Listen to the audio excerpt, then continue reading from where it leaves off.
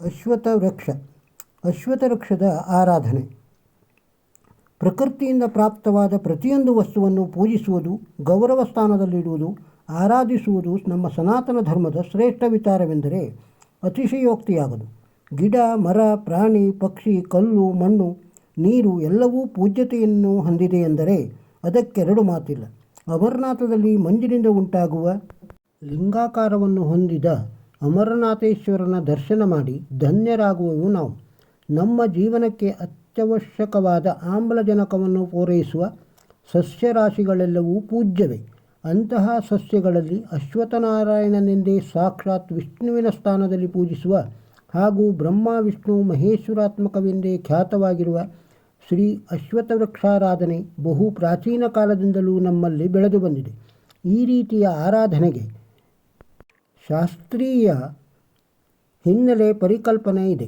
ಯಾವ ರೀತಿಯಲ್ಲಿ ದೇವ ಮಂದಿರದಲ್ಲಿ ದೇವತಾ ಮೂರ್ತಿಯನ್ನು ಸ್ಥಾಪಿಸುವ ವೈದಿಕ ಆಗಮಿಕ ವಿಧಿಗಳು ರೂಢಿಯಲ್ಲಿವೆಯೋ ಅದೇ ರೀತಿಯಲ್ಲಿ ಶ್ರೀ ಅಶ್ವತ್ಥ ವೃಕ್ಷ ಸ್ಥಾಪನೆಗೆ ಶಾಸ್ತ್ರೀಯ ವಿಧಿವಿಧಾನಗಳು ಸ್ಮೃತಿಯಲ್ಲಿ ಹೇಳಲ್ಪಟ್ಟಿದೆ. ಹಿಂದೂ ಮಹಾಕಾವ್ಯವಾದ ಮಹಾಭಾರತದಲ್ಲಿ ಅಶ್ವತ್ಥ ಮರಕ್ಕೆ ಸಂಬಂಧಿಸಿದ ಅನೇಕ ಕಥೆಗಳನ್ನು ಕಾಣಬಹುದು. ಅವುಗಳಲ್ಲಿ ಸತಿ ಸಾವಿತ್ರಿಯ ಕಥೆಯೂ ಒಂದು.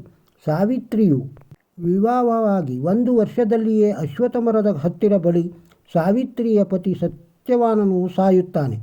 ಆಗ ತನ್ನ ಬುದ್ಧಿವಂತಿಕೆ ಹಾಗೂ ದೃಢವಾದ ದೈವಭಕ್ತಿಯ ಮೂಲಕ ಗಂಡನಿಗೆ ಜೀವ ಬರುವಂತೆ ಮಾಡುತ್ತಾಳೆ ಸಾವಿತ್ರಿ. ಈ ಹಿನ್ನೆಲೆಯಲ್ಲಿಯೇ ಇಂದಿಗೂ ಮಹಿಳೆಯರು ತಮ್ಮ ಸೌಭಾಗ್ಯವನ್ನು ಗಟ್ಟಿಗೊಳಿಸಲು ಪತಿಯ ಆಯುಷ್ಯದ ವೃದ್ಧಿಗೆ, ಕುಟುಂಬದ ಏಳಿಗೆಗೆ, ಅವಿವಾಹಿತರು ವಿವಾಹ ಆಗಲು, ಕೆಲಸವನ್ನು ಪಡೆದುಕೊಳ್ಳಲು ಹಾಗೂ ಆರೋಗ್ಯ ಸುಧಾರಣೆಗೆ ಹೀಗೆ ಅನೇಕ ವಿಷಯಗಳಿಗಾಗಿ ಅಶ್ವತ್ಥ ಮರದ ಪ್ರದಕ್ಷಿಣೆ, ದೀಪ ಬೆಳಗುವುದು, ಪವಿತ್ರ ದಾರ ಸುತ್ತುವುದು, ವ್ರತ ಕೈಗೊಳ್ಳುವುದು ಹಾಗೂ ಪೂಜೆ ಸಲ್ಲಿಸುವುದರ ಮೂಲಕ ಇಷ್ಟಾರ್ಥಗಳನ್ನು ಪೂರೈಸಿಕೊಳ್ಳುತ್ತಾರೆ. ಮೂಲತೋ ಬ್ರಹ್ಮರೂಪಾಯ ಮಧ್ಯತೋ ವಿಷ್ಣುರೂಪಿಣೆ ಅಗ್ರತ ಶಿವರೂಪಾಯ ವೃಕ್ಷರಾಜಯತೆ ನಮೋ ನಮಃ. ಮೂಲವು ಬ್ರಹ್ಮದ ರೂಪ, ಮಧ್ಯವು ವಿಷ್ಣುವಿನ ರೂಪ ಮತ್ತು ಮೇಲ್ಭಾಗವು ಶಿವನ ರೂಪವಾಗಿರುವ ಮರಗಳ ರಾಜನಿಗೆ ನನ್ನ ನಮಸ್ಕಾರಗಳು. ಈ ಮಂತ್ರವನ್ನು ಹೇಳುತ್ತಾ ನಿತ್ಯವೂ ಅಶ್ವತ್ಥನಾರಾಯಣನಿಗೆ ಪ್ರದಕ್ಷಿಣೆ ಬಂದಲ್ಲಿ ನಮ್ಮ ಸಕಲ ಮನೋಕಾಮನೆಗಳು ಪೂರ್ಣಗೊಳ್ಳುತ್ತವೆ. ಅಶ್ವತ್ಥ ಮರದ ಕೆಳಗೆ ಅನೇಕ ಋಷಿಮುನಿಗಳು ಜಪತಪಗಳನ್ನು ನಡೆಸಿದ್ದಾರೆ. ಅಂತೆಯೇ ಜ್ಞಾನವನ್ನು ಪಡೆದುಕೊಂಡಿದ್ದಾರೆ. ಸದಾ ಸಕಾರಾತ್ಮಕ ಶಕ್ತಿಯನ್ನು ಆಕರ್ಷಿಸುವ ಈ ಅಶ್ವತ್ಥ ವೃಕ್ಷವನ್ನು ಪೂಜಿಸುವುದರ ಮೂಲಕ ಸಾಕಷ್ಟು ಅನುಕೂಲವನ್ನು ಪಡೆದುಕೊಳ್ಳಬಹುದು. ಈ ಸಂಗತಿಯ ಬಗ್ಗೆ ಅನೇಕ ಮಂದಿಗೆ ಜ್ಞಾನವಿಲ್ಲದೇ ಇರಬಹುದು.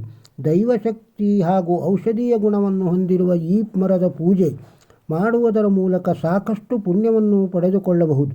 ಅಲ್ಲದೆ ನಾವು ಜೀವನದಲ್ಲಿ ಅನುಭವಿಸುತ್ತಿರುವ ಸಮಸ್ಯೆಗಳನ್ನು ಸುಲಭವಾಗಿ ಬಗೆಹರಿಸಿಕೊಳ್ಳಬಹುದು. ಬದುಕು ಬದಲಿಸಬೇಕು ಎಂದುಕೊಂಡಿದ್ದರೆ ಅದಕ್ಕೆ ಹಣ ಬೇಡ, ಯೋಚನೆಗಳು ಬದಲಾದರೆ ಸಾಕು. ಸಣ್ಣ ಕತೆ ನೋಡಿ. ಆತ 5ನೇ ತರಗತಿಯ ಹುಡುಗ. ನಿನ್ನೆಯಿಂದ ಅಮ್ಮನ ಬಳಿ ಗಲಾಟೆ ಮಾಡಿ 80 ರೂಪಾಯಿ ತೆಗೆದುಕೊಂಡು ಉಡುಪಿಯ ಆ ಮೆಡಿಕಲ್ಗೆ ಬಂದಿದ್ದ. ಡೈರಿ ಮಿಲ್ಕ್ನ ಕ್ರಿಸ್ಟೆಲ್ಲೋ ಎನ್ನುವ ಚಾಕ್ಲೇಟ್ ತಿನ್ನುವ ಆಸೆಯಾಗಿತ್ತು ಅವನಿಗೆ. ದೂರದಲ್ಲಿ ಕಾಣುತ್ತಿತ್ತು ಚಾಕೊಲೇಟ್. ಆಸೆಯಿಂದ ಬಾಯಲ್ಲಿ ನೀರು ಬರುತ್ತಿತ್ತು. ಅಕ್ಕನಿಗೆ 1 ಪೀಸ್ ಕೊಡುತ್ತೇನೆ, ಉಳಿದಿದ್ದು ಇಲ್ಲೇ ತಿಂದು ಬಿಡುತ್ತೇನೆ ಎಂದು ಯೋಚಿಸುತ್ತಿತ್ತು ಆತನ ಮನಸ್ಸು. ಆದರೆ ಮೆಡಿಕಲ್ನ ಹುಡುಗ ಬಹಳ ಹೊತ್ತಿನಿಂದ ಆ ಅಜ್ಜನಲ್ಲಿ ಜೋರಾಗಿ ಮಾತನಾಡುತ್ತಿದ್ದ. ನೋಡಿ ಅಜ್ಜ, ಈ ಇನ್ಹೇಲರ್ ಅಸ್ತಮಾದಲ್ಲಿ ಬಾಯಿಯಿಂದ ಔಷಧಿ ಮೇಲೆ ಎಳೆದುಕೊಳ್ಳುವ ಚಿಕ್ಕ ಯಂತ್ರ. ಅದು 280 ರೂಪಾಯಿ. ನೀವು ಕೊಟ್ಟಿರುವುದು 200 ಮಾತ್ರ. 80 ರೂಪಾಯಿ ಕಡಿಮೆ ಇದೆ. ಮತ್ತೆ ಹೇಳಿದ ಸಿಟ್ಟಿನಿಂದ. ಅಜ್ಜ ಮತ್ತೆ ನನ್ನ ಕೊಳೆಯಾದ ಪೈಜಾಮದ ಎಲ್ಲ ಕಿಸೆಯನ್ನು ಮತ್ತೆ ತಡಕಾಡಿದರು. ಅಷ್ಟೇ ಇರುವುದು ಸರ್ ಎಂದರು ಬೇಸರದಿಂದ. ಅಂಗಡಿಯ ಹುಡುಗ ಅಜ್ಜನ ಕೈಯಿಂದ ಇನ್ಹೇಲರನ್ನು ಕಸಿದುಕೊಂಡ. ನಿನ್ನ 80 ರೂಪಾಯಿ ನನ್ನ ಸಂಬಳದಿಂದ ಕಟ್ಟು ಮಾಡುತ್ತಾರೆ. ಹೋಗು ಇಲ್ಲಿಂದ. ಬೆಳಗ್ಗೆ ಎಂತೆಂತಹ ಗಿರಾಕಿ ಬರುತ್ತಾರೆ ನೋಡಿ, ಮತ್ತೆ ಕೂಗಿದ. ಈ ಬಾರಿ ಅವನ ಸ್ವರ ಜೋರಾಗಿತ್ತು. ಸುತ್ತ ಇದ್ದ ಗ್ರಾಹಕರು ಅಜ್ಜನನ್ನೊಮ್ಮೆ ಗುರಾಯಿಸಿದರು. ಅಜ್ಜ ಮತ್ತೆ ಹಣ ಕೊಡುತ್ತೇನೆ, ಕೊಡಿ ಎಂದು ದುಂಬಾಲು ಬಿದ್ದ. ಅಜ್ಜನ ಧ್ವನಿ ಮತ್ತೆ ಮೆತ್ತಗಾಗಿತ್ತು. ಉಸಿರಿನ ವೇಗ ಕ್ಷಣಕ್ಕೂ ಹೆಚ್ಚಾಗುತ್ತಿತ್ತು. ಅಲ್ಲೇ ಕುಸಿದ ಅಜ್ಜ.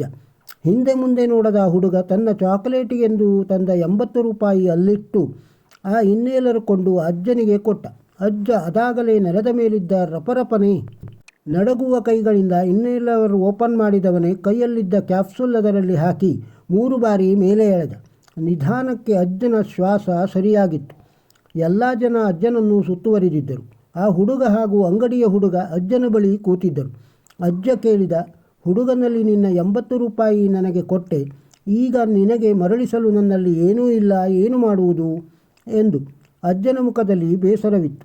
ಒಂದು ಕ್ಷಣ ಮೌನಿಯಂದ ಹುಡುಗ ನಗುತ್ತಾ ಹೇಳಿದ, ಇರಲಿ ಬಿಡಿ, ಅಜ್ಜ ನಮ್ಮ ಚಾಕ್ಲೇಟ್ಗೋ ತಗೋ ಎಂದು ಕೊಟ್ಟಿದ್ದರು.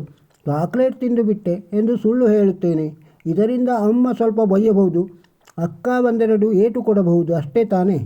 ಆದರೆ ಇಂದು ಆ 80 ರೂಪಾಯಿ ನಿಮ್ಮ ಜೀವ ಉಳಿಸಿದೆ.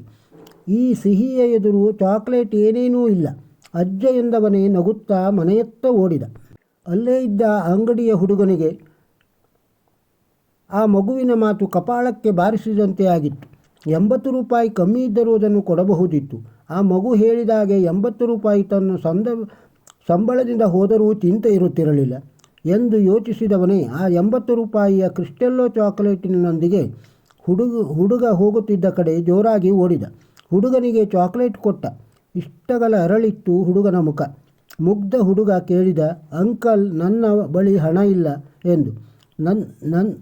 ನಕ್ಕ ಅಂಗಡಿಯವ ಹೀಗೆ ಹೇಳಿದ, ತೊಂದರೆ ಏನಿಲ್ಲ, ನನ್ನ ಯಜಮಾನ ಒಂದೆರಡು ಬಯ್ಯಬಹುದು, ನನ್ನ ಸಂಬಳದಿಂದ 80 ರೂಪಾಯಿ ತೆಗೆಯಬಹುದು, ಅಷ್ಟೇ ತಾನೇ. ನೀನು ನನಗೆ ಕಲಿಸಿದ ಅದ್ಭುತ ಜೀವನದ ಪಾಠಕ್ಕೆ ಅದು ಕಡಿಮೆ ಎಂದು ಬಿಟ್ಟ. ಇದೆಲ್ಲವನ್ನೂ ಗಮನಿಸುತ್ತಿದ್ದ ದೂರದಲ್ಲಿ ನಿಂತಿದ್ದ ಮೆಡಿಕಲ್ನ ಮಾಲಕ ಜೋರಾಗಿ ಕೂಗಿ ಹೇಳಿದ, ನಿನ್ನ ಸಂಬಳಕ್ಕೆ 80 ಅಲ್ಲ 800 ರೂಪಾಯಿ ಕೂಡಿಸಿಕೊಡುತ್ತೇನೆ, ನಿನಗೊಂದು ಸಲಾಮು ಎಂದ. ಅದೆಷ್ಟು ಸುಂದರ ಸಂದೇಶ ನೋಡಿ. ಮಗುವೊಂದು ಹೇಳಿಕೊಟ್ಟ ಪಾಠ ಅಂಗಡಿ ಹುಡುಗ, ಅಂಗಡಿ ಮಾಲಕನ ಜೀವನ ಬದಲಾಯಿಸಿದರೆ ಆ ವೃದ್ಧರ ಜೀವನವನ್ನೇ ಉಳಿಸಿಬಿಟ್ಟಿತು. ಇಂತಹ ಅದೆಷ್ಟೋ ಪಾಠ ಪ್ರತಿನಿತ್ಯ ಸಮಾಜದಿಂದ ನಾವು ಕಲಿಯಬಹುದು. ಬದುಕು ಬದಲಿಸಬೇಕು ಎಂದುಕೊಂಡಿದ್ದರೆ ಅದಕ್ಕೆ ಹಣ ಬೇಡ, ಯೋಚನೆಗಳು ಬದಲಾದರೆ ಸಾಕು ಅಲ್ಲವೇ? ಈ ವಿಡಿಯೋ ನಿಮಗೆ ಇಷ್ಟವಾಗಿದ್ದರೆ ಒಂದು ಲೈಕ್ ಕೊಡಿ, ಇದನ್ನು ಇತರರಿಗೂ ಶೇರ್ ಮಾಡಿ. ನಮ್ಮ ಚಾನಲ್ಗೆ ಇನ್ನೂ ಸಬ್ಸ್ಕ್ರೈಬ್ ಆಗದಿದ್ದರೆ ಸಬ್ಸ್ಕ್ರೈಬ್ ಆಗಿ, ಬೆಲ್ ಬಟನ್ ಒತ್ತಿ ಆಲ್ ಸೆಲೆಕ್ಟ್ ಮಾಡಿ. ನಮ್ಮ ಇತರರ ವಿಡಿಯೋಗಳ ನೋಟಿಫಿಕೇಷನ್ ನಿಮಗೆ ತಲುಪುತ್ತದೆ. ನಮಸ್ಕಾರ.